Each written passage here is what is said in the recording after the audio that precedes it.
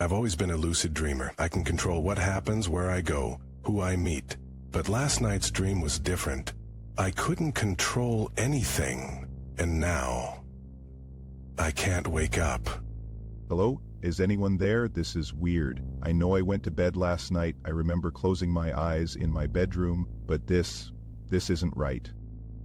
The landscape around me was familiar yet wrong. My neighborhood, but with subtle differences. The houses were slightly askew, the colors a bit too vibrant. The sky had a greenish tint that made my stomach turn. I'd had lucid dreams before, hundreds of them, but this was different. Usually, I could feel myself in control, could change the scenery with a thought. Not this time. Okay, calm down. It's just a dream. I'll wake up soon. I always do. I pinched myself. Nothing happened. I closed my eyes and tried to force myself awake. Nothing. I even slapped my own face hard enough to sting. Still nothing.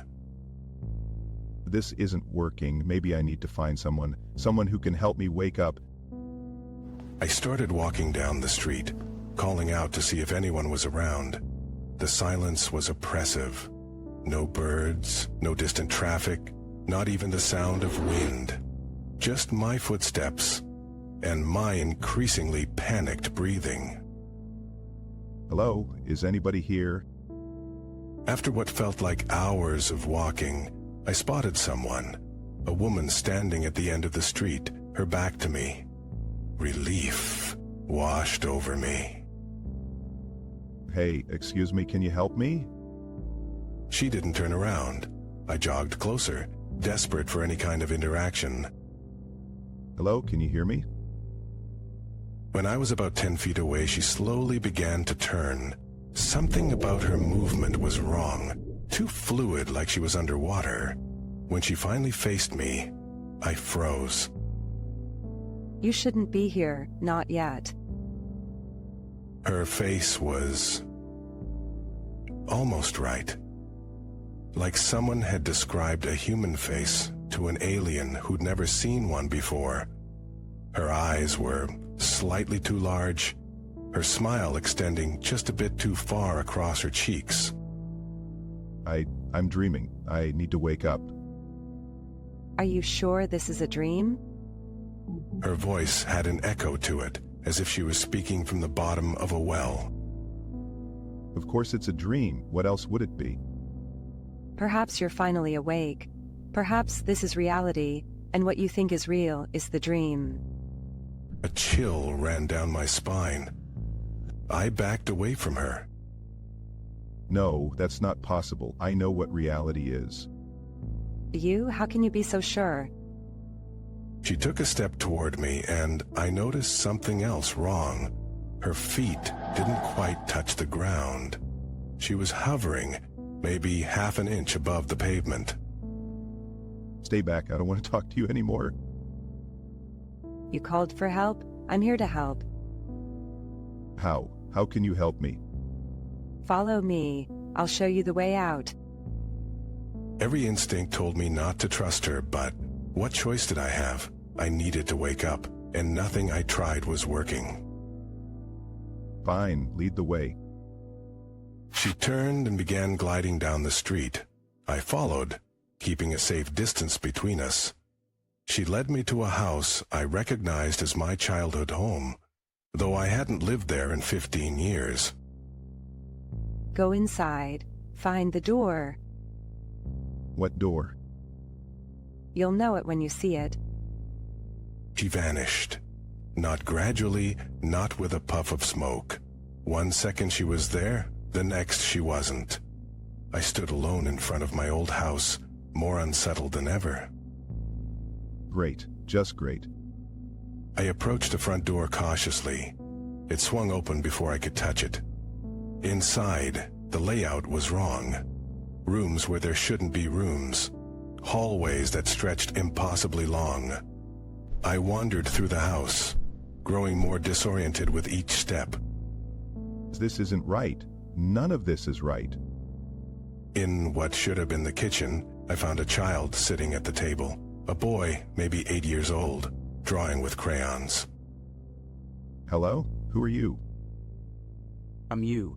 Don't you recognize me? The boy looked up and I staggered back. It was me, exactly as I looked in the 3rd grade. Same haircut, same clothes I used to wear, same small scar on the chin from when I fell off my bike. That's not possible. Everything is possible here. This is your mind, after all. If this is my mind, why can't I control it? Why can't I wake up? Because you're trapped. We're all trapped now. What do you mean, we? All the versions of you. All the yous that ever were or will be. We're all here now. The boy, my youngest self, went back to drawing. I moved closer to see what he was creating. It was a door. A simple wooden door with an ornate brass knob. Is that the door she was talking about? Maybe. But I wouldn't go through it if I were you. Why not? Because there's no coming back. I reached for the drawing, and as my fingers touched the paper, the room shifted. The table, the boy, everything disappeared. In their place stood an actual door, exactly like the one in the drawing. This has to be it. This has to be the way out. I approached the door, my hand outstretched toward the knob. Just as my fingers were about to touch it, I heard a voice behind me. I wouldn't do that if I were you. I spun around. The woman from before was back, still hovering slightly above the floor. You told me to find the door. I did, but I never said you should open it. Then what's the point? I need to wake up. That door doesn't lead to waking, it leads to forgetting. Forgetting what? Everything. Who you are, who you were, everyone you've ever loved. I looked back at the door, then at her again. Then how do I wake up? There has to be a way. There is, but it's not easy. You have to remember. Remember what? How you got here. I tried to think back. I remembered going to bed the night before. I remembered feeling tired, taking my usual sleeping pill. If I don't understand, I just went to sleep like normal. Did you? Think harder. I closed my eyes, concentrating. There was something else, something I was missing. A memory trying to surface. I remember being upset there was an argument Yes, go on. with my wife. We fought about... The memory hit me like a physical blow. I gasped, doubling over. Oh God, the pills. I took all of them, not just one. Now you're remembering. Am I dead? Not yet, but close. My legs gave out, and I sank to the floor. The room around me began to pulse, the walls breathing in and out like a living thing. So this isn't a dream, this is... what? Some kind of in-between place? You could call it that. A place between life and death, between remembering and forgetting. And the door? If you go through it, you choose to let go to move on. And if I don't? Then you can try to go back, to your body, to your life. Now, You have to want it, really want it, and you have to find your way back on your own. She began to fade, becoming transparent. wait, don't go, I don't know how to get back. Follow the thread of memory. It will lead you home. And then she was gone. I was alone again, with only the door for company. I stared at it, tempted. It would be so easy to turn the knob, to step through, to forget the pain and regret. No, I'm not ready. I turned away from the door and focused on remembering my wife's face, the sound of her voice, the fight we'd had. How stupid it seemed now. How trivial. I need to go back. I need to tell her I'm sorry. As I concentrated on these thoughts, the house around me began to change. The walls became transparent, revealing a swirling darkness beyond. And in that darkness, I could see threads of light, like glowing strings stretching into infinity. The threads of memory. I reached out and grabbed one. Images flashed through my mind. My wedding day, our first apartment, the day we brought our dog home. I grabbed another. Childhood birthdays, my mother's smile, learning to ride a bike. With each thread I touched, I felt more solid, more real. I remember everything.